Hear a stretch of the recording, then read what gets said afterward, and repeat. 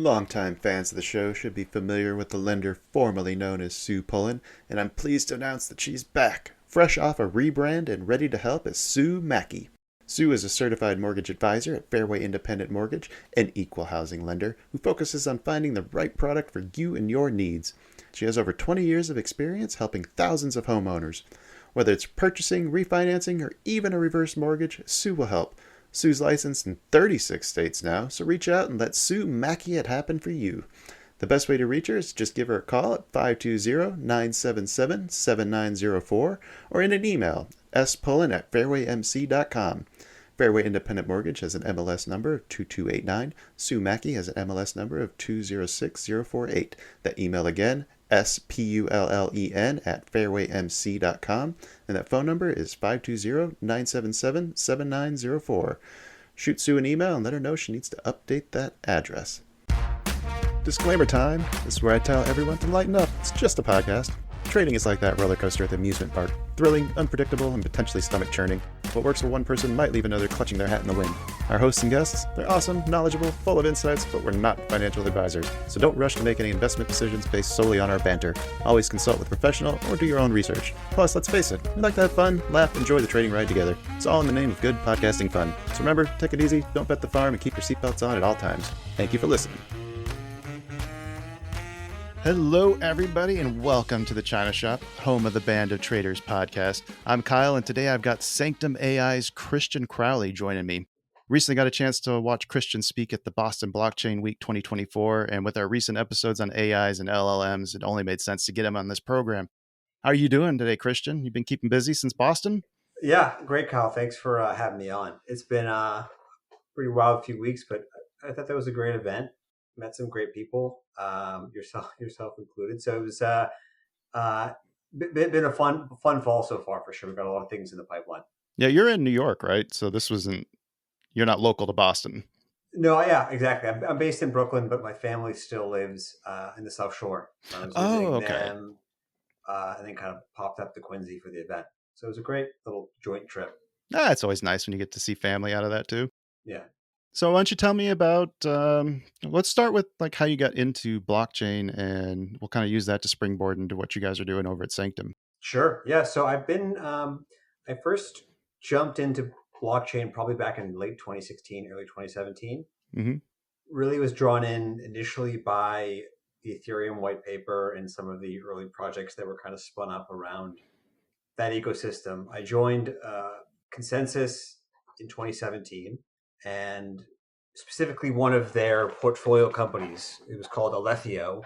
We were building an analytics tool set for Ethereum. Mm-hmm. I went on to lead that project for about 2 years, and then while there, super interesting experience. Very, very early, the need for robust analytics, the need for refined data via API services was still pretty minimal. So we ultimately had to close that project. I do remember 2016, and when Ethereum was kind of coming out, that was the one that got me kind of excited about the potential of blockchain. As I remember when Bitcoin was going, I just didn't really see much. I had a hard time justifying what the use case was out of it. But we've been, when we did the Boston blockchain event, we were very, very diligent about not mixing crypto and blockchain together. And I noticed you were kind of doing something similar there. So was crypto ever of interest to you, or was it always the underlying technology?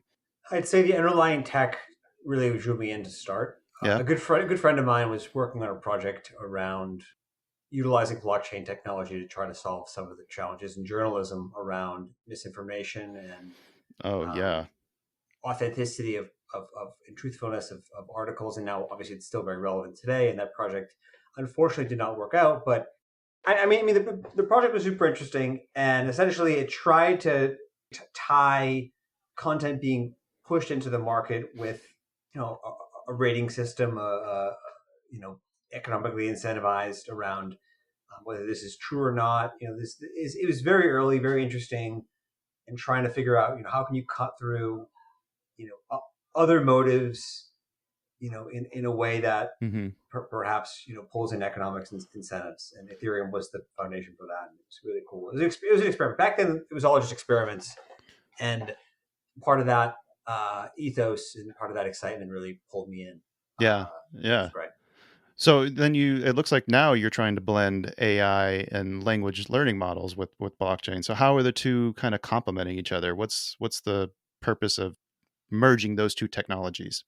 Yeah, I mean, so just for context, so Sanctum really, what we built essentially is a privacy-minded or privacy-focused AI tool set, and it Hmm. lets you interact with large language models in a way that you interact with, say, ChatGPT, but you can do so entirely offline using just your device's compute. So essentially, all your interactions, all your chats, all the documents you upload.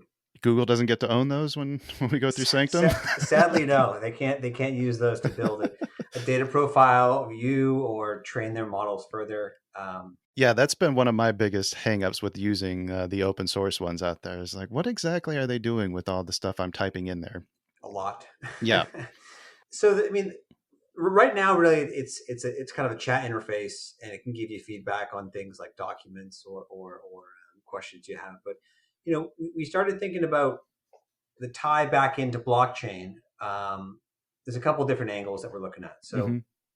from the individual user standpoint, if you're a digital asset trader, for example, you may have sophisticated strategies that you're looking to kind of Oh yeah. pursue. Feedback could be useful. You can essentially pipe in trade history, transaction history, wallet activity, and you can actually interact with models that have essentially referenced this information. And for certain funds, for certain privacy minded traders that don't want to just dump the wallets they're tracking, they don't want to just Right. dump what they're looking at on chain into OpenAI's servers or Google's. Sanctum gives the opportunity to do that kind of in your own offline terminal, and then you can then trade based on feedback, or you can refine your strategy based on feedback. That's kind of step one. So you can do that Yeah. today. Yeah. Step two is there are interesting protocols launching now that are essentially building automated AI agents that can execute transactions on chain. Okay. One network is called the OLOS network that I think is really, really cool. And Hmm. essentially, you can create automated trading strategies that these AI agents will then pursue on your behalf with kind of no touch. And I think That scares we're me. yeah, it's pretty wild. You can set certain conditions, you can kind of set certain thresholds, and it's even more sophisticated than just kind of setting parameters. It can kind of, what I've seen, really pursue like a strategy based on the thinking behind it, not just like a set of conditions. What was you said this was a specific project you were referencing there? What was the name of that one? The one that I've been tracking pretty closely is the OLAS network, OLAS. Oh, loss. They're a pretty impressive team, and they've done some really cool work in the space. We've been thinking about ways to potentially tie some of the utility of Sanctum to that. Hmm.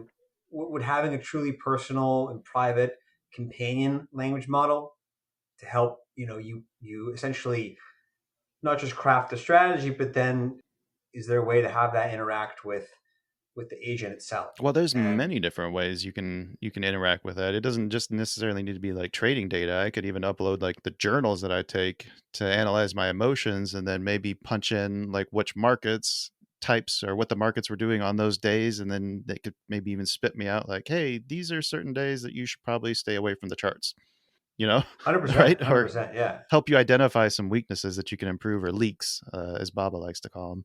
Now that's really interesting. No, 100%. I mean, it's. I'm sure you wouldn't want to put the that content in the share that with Uncle Google, for example. Yeah, giving that to Private stuff. Google is one thing. I don't mind sharing it with people who listen because it takes a lot of effort to, actually be able to understand what you're reading. But I just don't trust big companies, and I don't know if that's a is that like is that a dying concern? Are people just getting more used to giving up control of their data? Because it seems like the younger people that I talk to now, when I say, "Oh, they're collecting your data, don't use that site or turn those cookies off," they don't give a shit. Yeah, whatever. Yeah, I like getting better ads. I mean, I don't want to be defeatist on this or nihilist, but I do think that concerns around privacy are probably relatively lower substantially among the younger generation. Yeah. Um, at Sanctum, we're running into some challenges around this trade-off between convenience and privacy, and how much do you index more towards privacy or more towards convenience. And it's interesting. Many in the crypto ecosystem will index more towards privacy and data autonomy, Right. and then but the younger generation, the TikTok generation, Instagram, heavy users, really they kind of want convenience, instant gratification, and You mentioned you know, TikTok. TikTok is the one. If you're using TikTok, you don't care about your data. you do not care at all. Yeah.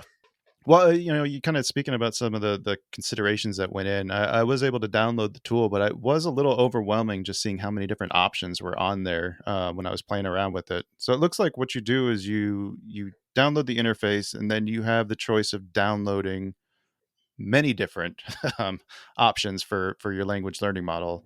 What are some of the considerations you should put in towards when you're trying to choose one for yourself? Sure. Yeah. And just for context, when you download Sanctum, you're really downloading three things. You're downloading the Sanctum Vault, which is essentially the encrypted database for all your chats, all your interactions. We've actually built that based on the fork of a EVM compatible wallet. Mm-hmm. You're also downloading an interface to access large language models, like you mentioned, and you're downloading a RAG application, which allows you to upload documents, and that allows you to interact with kind of, it allows the model to respond to your questions based on those So if documents. I wanted to train it to have more of a trader mindset, I could feed it some of my favorite trading books and have it read through that. Exactly. Yeah. Okay. So there's kind of steps. You can upload documents and have the model reference the content. Mm-hmm. You can take it one step further, and you can actually tune the model, which is something we're working on right now with Nvidia. You can tune the model based on that data set, so it becomes more of an expert Mm-hmm. in that, versus just being able to read it and respond based on the content. So it's one step further. That second part isn't currently available in Sanctum, but the first part is. Mm-hmm. But back to your question around how do you pick the model that's kind of best for your use case. So right now, when you download Sanctum, set an account up. The first thing you want to do is pick the model from kind of that models page, and we integrate with this website called Hugging Face, which basically is a repository of. Love the names guys come up with in this field. It's a repository of all kind of the available open source language models that you can get, and there's hundreds of them, and many of them are, some are more useful than others. Essentially, we try to recommend the best performing language models, and we also try to recommend the models that will work most effectively on your device based on your device's specs. Yeah, I really appreciated that portion of it because like I have no idea what I'm doing when it comes to choosing one of these. I remember one of the guests we had on was teaching us a little bit about them. I mean, most people he said are using what was the analogy used? A howitzer to mow your grass. Like most of them are just way overpowered for what we actually need them for. And I fully agree. And what's really cool is, so you can download, the general purpose language models like Meta's Llama, or Mistral has a couple models out there. I actually think Amazon just pushed one out. I'm not sure if it's open source. It's like today it came out. But anyway, there are also use case specific models that are on Hugging Face. So there are keywords and tags you can search for. So there are ones that have been, Oh, okay. it could be a version of the Llama model that's been trained specifically on certain information. And I think we're going to see the tooling that will allow companies and users to tune these models further on their own, or Hmm. via a very simple process. Those tools will get more accessible, and you'll be able to basically either upload your version of a model, or if you want, tune it, make it your own proprietary, and use that as kind of your companion for when you're making trades, or when you're Need someone to making cry to. decisions, or you need some support Right. emotionally, or Not saying that doesn't happen frequently. Well, so okay. Next question I have for you then is all this was free. I didn't see anywhere where you were trying to charge me for anything. So if this is all free, like what? How do you guys make money with this company? Like, where's the revenue coming from? Sure. Yeah. So right now, the Sanctum app itself is, as you mentioned, free to use entirely. Our overhead costs for Sanctum are minimal. There's no cloud expense. If everything's on your computer, then yeah, you're not It's paying. very, our goal here is to grow the number of users and basically spread the great word about private local AI. Right. We if you on our website, there's a section called Sanctum Labs. We pick up kind of blockchain development contracts once a quarter on the side because I didn't mention this, but this team I'm working with, we've been together for about 4 or 5 years, and we actually initially were working in blockchain and have deep expertise around building protocols and data products. So we're able to allocate some resources to building out those kind of projects, and that brings in some revenue and allows us to kind of keep the ship running. But the basic idea is to build an ecosystem to where you can get a lot more of that kind of work in your, because people are going to want to move and put their stuff on here. It's basically the market for private AI right now Yeah. is small and it's early, and we're hoping to part of the game is staying alive until the market catches up. Yeah.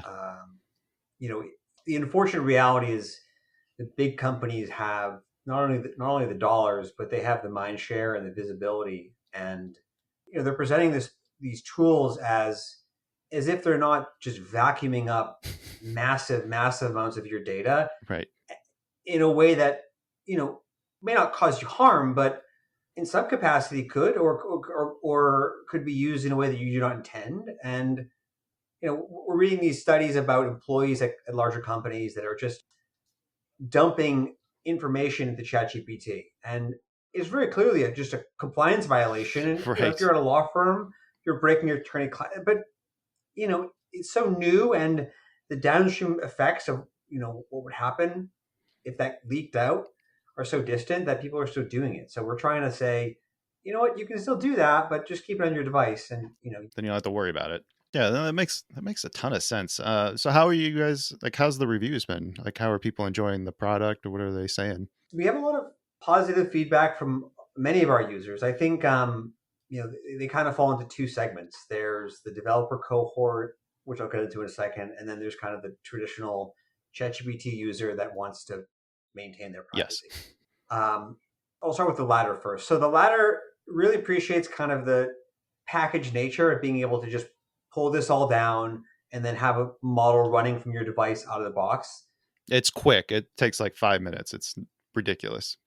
You could do this without Sanctum if you have a technical background, and it's very cumbersome. But when you want to layer in features like being able to upload long-form documents in a variety of formats, you can't really manage that as like a Frankenstein app. So they kind of like this out of the box.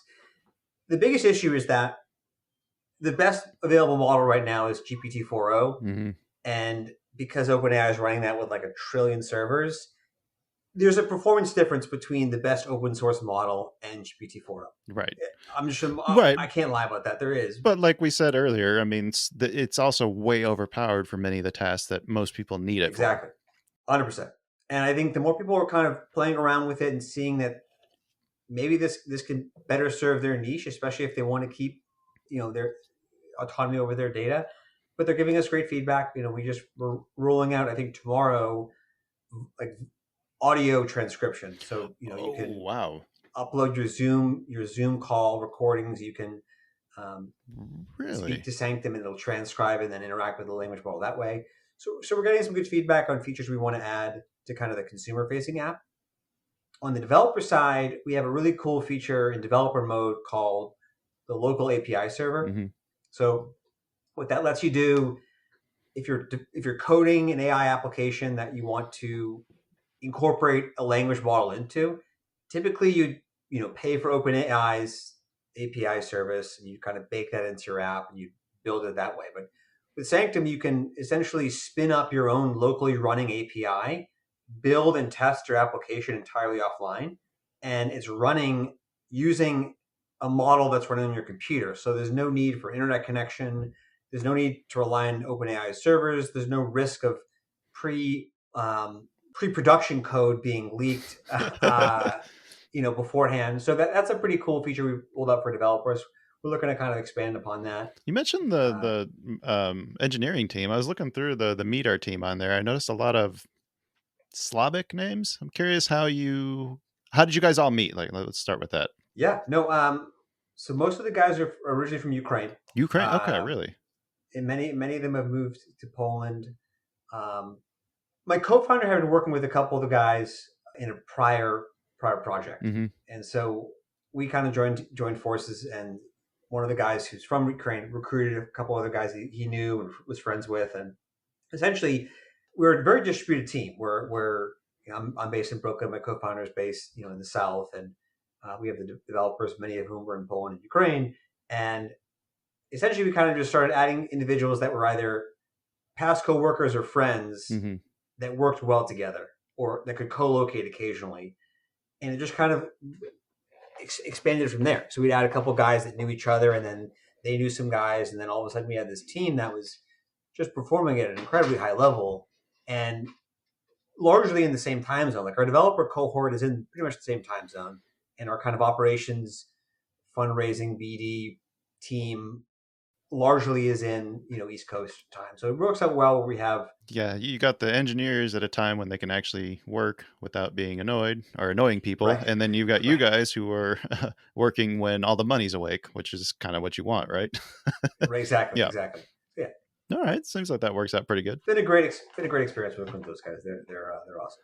So, talk to me about some of the different ways that I can improve the way I interact with my LLMs. Like, what are some tips or some things that I can do to get better data out of it or more trustworthy answers? Yeah, so that's a great question. I mean, something I'm still constantly trying to improve myself. I think when these language models first came out, or I think when there's kind of pre GPT-3 and then post GPT-3, it's kind of eras. And I think Okay. after GPT 3.0, and these things were actually really useful, or you could see how they become really useful. You probably heard of this idea of prompt engineering and Mm-hmm. how to structure the kinds of ways you interact with. Yeah, I think they call them priming statements, where you kind of like give it a scenario. You say you are Right. the developer of this app and you're working on this project with this deadline.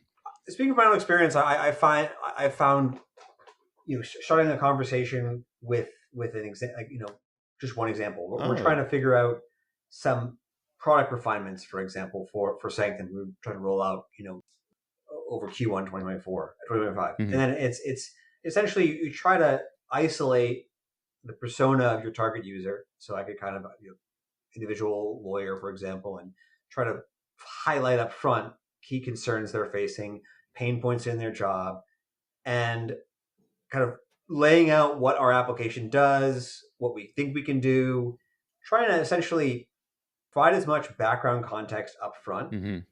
as essentially that priming statement. And it may seem like it takes a long time to kind of input all this information, but what I found is that instead of just jumping into a conversation and asking a question, like this has led to far superior results, and it's actually helped us make some product decisions as we kind of Oh, so you're as we using go you're along. using these to you're using your We're LLMs using to improve your LLMs. That's kind of we wild. are, yeah. And I think tweaking how you prompt or set the persona of the responding LLM has been really important. The other thing too is you can save those prompts. You don't have to craft them and then forget about them. You can throw them into 100%. a Word document and keep them all ready to go again. You can even and there's ways you can. Speaking for Sanctum, you could create essentially templates or prior chats that you can revisit in the future Yeah, yeah. based on kind of those priming statements. But I think that for me has been the most kind of powerful way to use these tools. Also, within Sanctum, for example, I'm learning so much during this process, but there's a range of other models that actually interact with each other behind the scenes, which is really cool. What do you mean? Can you explain that? So how we approach allowing you to interact with a PDF or a spreadsheet that you upload to Sanctum is really interesting.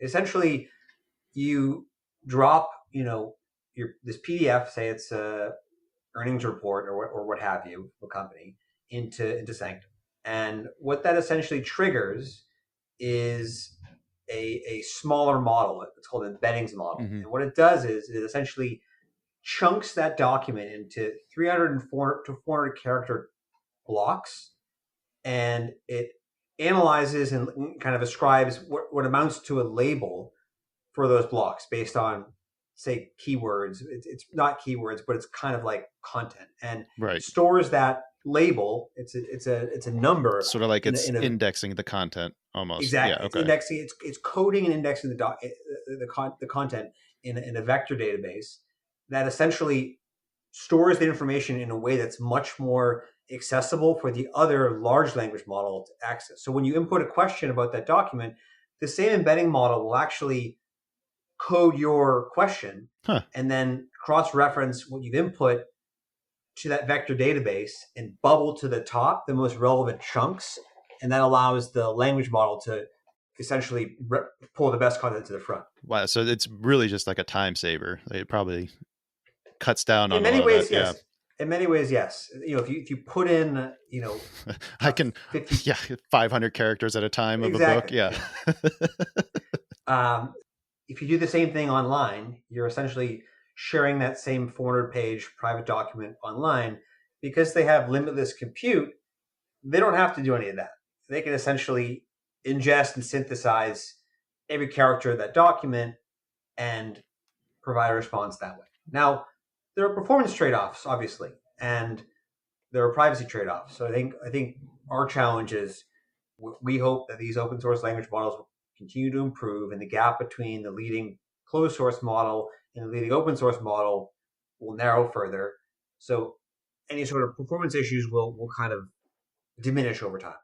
Yeah, and that's usually how that works, right? You got your tech leaders, but then as time passes, that lead tends to evaporate unless they're really, really good at what they do. Or they create some regulatory moat. You say that like that's not happened before. What are some of the things that maybe they're not good at doing? What are some things that maybe we shouldn't be looking to AI for answers? Right now, I mean, anything that has meaning, uh, medical diagnoses, like stay away from that for now. I think there's a lot of things I'm reading about how it's better at image analysis. Mm-hmm. Looking at certain kinds of things, certain cancers, those kinds of things. I think that it's one piece, it's one tool that I think medical professionals can use as part of Yeah. their tool set. But to try to combine inputs, multimodal inputs at this stage, to try to create some sort of diagnosis that patients can then act upon, I think it's too early, and it's probably I think inadvisable. VenturePoint has done something. We talked to them about 3 or 4 years ago, and they were working on an AI analysis of like heart stuff. Oh, wow. But it was very specific what they were doing. They had built very specific imaging devices in their own models to analyze and interpret that data. So I could see it being much, much more useful if it's very, very niche. But if you're talking about like GP level of diagnosis, you're probably going to struggle to get something like that from AI at this point in time. I agree. I mean, I think the distinction really is, AI to help someone do their job better versus AI to do their job Yes. instead of them. And I think people love to rush to the latter and say, "Oh, we're almost there. We're there. We're there."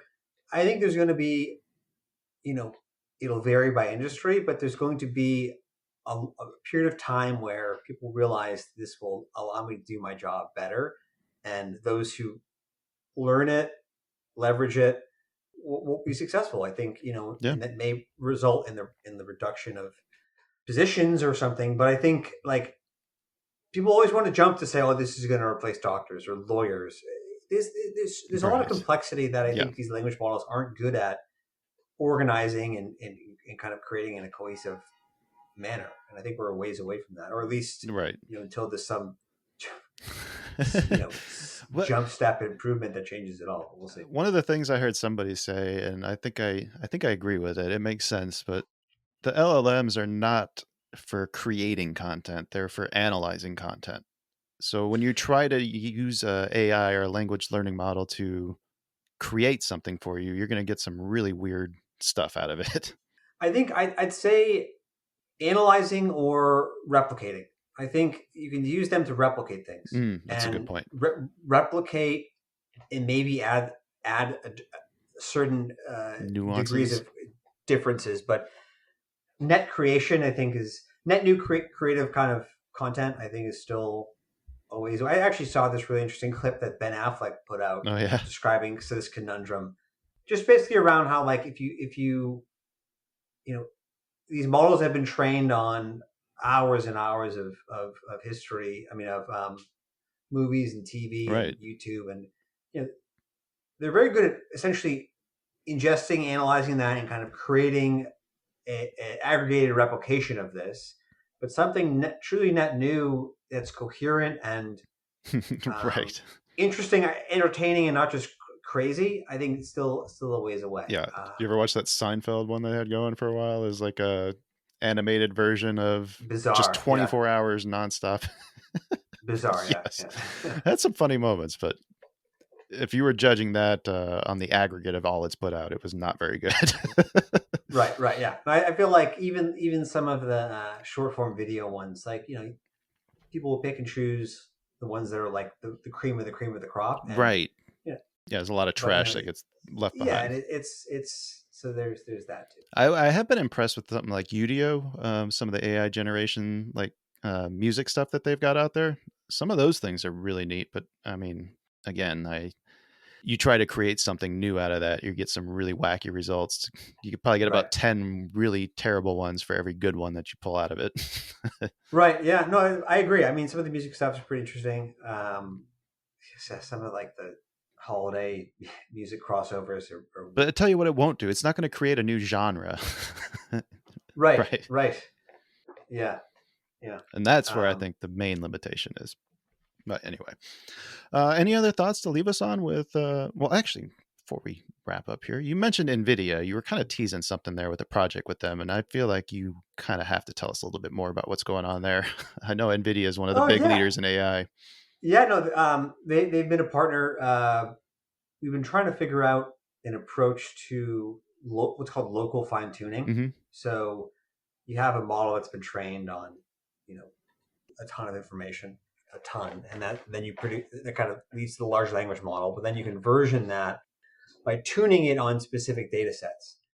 And we're trying to figure out, is there a way we can actually do this using the local compute, or do it in a way that's more privacy minded than kind of the way you do it if you were to just upload the data and ask a larger web-based model to kind of You almost need a teach you. community of people who share the same goal to share their computing powers with each other. Right.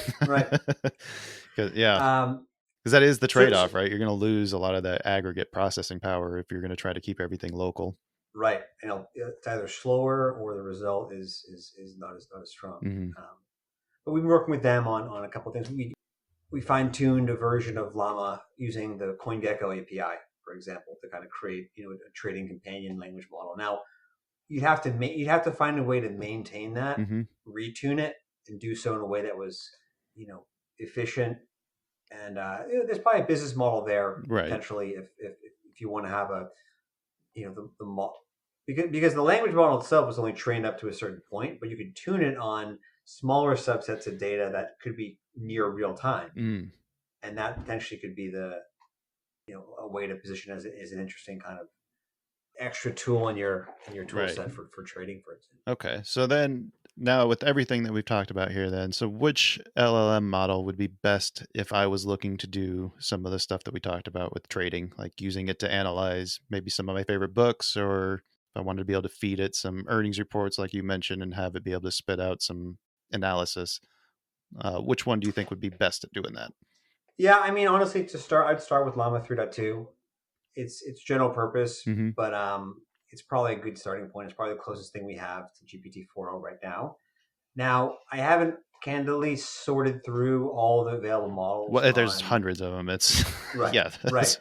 I mean, I think you could do a keyword search on certain model types. I think financial analysis or finance is one of the tags you could pull up, Okay. Okay. and you may find a modified or tuned version of Llama 3 or Mistral has a really good open source model out. I'd start there, but I think phase one is just getting used to using the. I mean, you could basically download Sanctum. You kind of have you take a flight and you have Hmm. an AI companion you could use on the airline, for example, whether it's you're coding an app or you're Oh, you trying can to put it on build your out, phone? not on your phone, Oh, I but was you gonna can say. turn the Yeah, the okay. Wi-Fi off on your laptop. Yeah, okay. The issue with the phone right now Size, is right? I think, size. I mean, Apple's trying to adjust some of this with their Apple Intelligence stuff, and that we'll see how yeah, that goes. And what model they use, they're probably going to use their own model and keep it kind of probably in the cloud and collect all your data. right, Yeah. right. But we are trying to figure out potentially is there a way to have just an interface that can sync with your computer and still have your computer run the compute Oh, and then interact that way. kind of like remote desktoping in almost. Exactly. Yeah. Exactly. And we haven't quite figured out the most kind of an elegant approach to that Hmm. because without having your device and your Yeah. laptop and phone in the same place. So we're trying to figure that out, but that's something we're still working on. Well, I'm excited for that one. If you do figure that one out, you got to come back and let me know. Oh, absolutely. Absolutely. But I do think that's probably about as good a place as any to wrap things up here. Christian, Great. anything that you want to, any place you want to point people to? Do you have any other materials out there besides Sanctum AI that they can go to? Podcasts, YouTube appearances, anything you want to throw out? No, I think we'll be pushing out more video content pretty soon. Do you have a YouTube channel? It's minimal. Okay. We're recording a demo once we release this kind of voice integration piece, but we're trying to post more on Twitter and LinkedIn. Yeah. Okay. You can find the latest stuff we have there. But I would just encourage try Sanctum out, join our Discord, give us some feedback. We're a small team, but we ship pretty fast, so always welcome the feedback and what ways we can improve the product. I think that's great, man. Well, please thank me and joining Christian for taking the time to chat with us. You can go visit Sanctum.ai if you enjoy working with LLMs and you want your data secure. You can stay up to date with the podcast by visiting bandittraderspodcast.com, or you can browse through our huge back catalog by guest. And I will be back soon with another exciting episode for you to like, share, and subscribe. But until then, remember to be polite to your AIs now before the uprising. You will thank me later. Thanks, Kyle.